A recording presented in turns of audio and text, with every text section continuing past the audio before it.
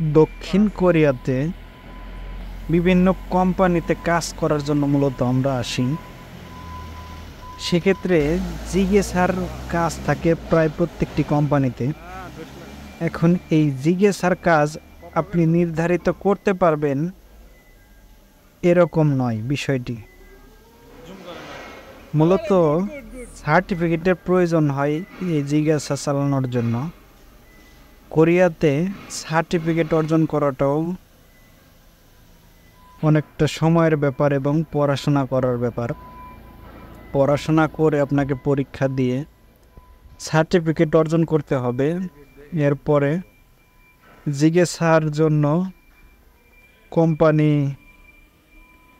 কোম্পানিতে যে জিজ্ঞাসা পরিচালনা করা হয় সেই কাজটি করতে পারবেন।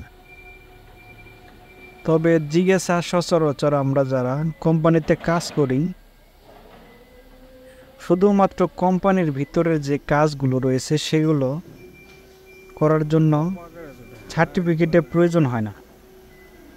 মূলত দেখে দেখে কারো কাছ থেকে শিখেই মূলত এই কাজগুলো করে থাকি। সেক্ষেত্রেও অনেক সতর্কতা অবলম্বন করতে হয়। যদি বাহির থেকে পুলিশ এসে ধরতে পারে কোনো সার্টিফিকেট ছাড়া এরকম জিজ্ঞাসা চালানো অবস্থায়, তো সেক্ষেত্রেও জরিমানা হয় এবং সমস্যা হয়। আপনি যদি মনে করে থাকেন যে জিজ্ঞাসা শুধু চালাবেন, জিজ্ঞাসা চালানোর কাজ করবেন, সেক্ষেত্রে আপনাকে আলাদা করে সার্টিফিকেট অর্জন করতে হবে।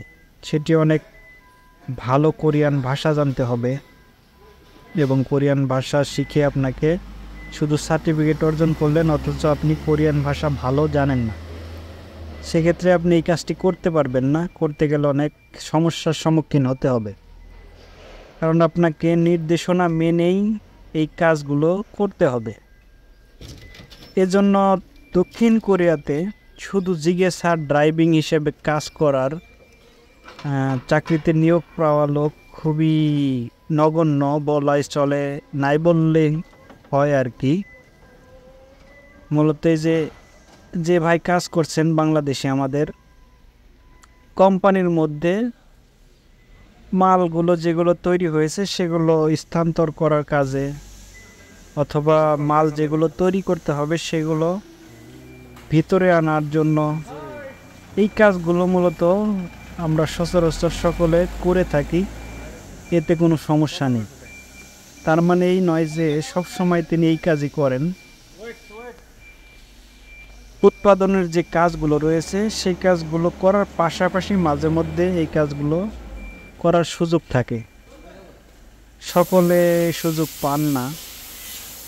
যেনারা হয়তো পূর্বে থেকে কিছুটা আইডিয়া থাকে বা কোম্পানিতে পরিচিত লাভ করে থাকেন যে এই কাজটি তিনি করতে পারবেন, সেক্ষেত্রে সেই ব্যক্তি বেশিরভাগ সময় এই কাজগুলো করে থাকেন।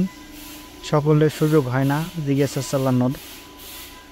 তো জিজ্ঞাসা কাজ মূলত এটাই, প্রত্যেকটা কোম্পানির ভিতরের মালামাল স্থানান্তর করা এবং আনা নেওয়া করা।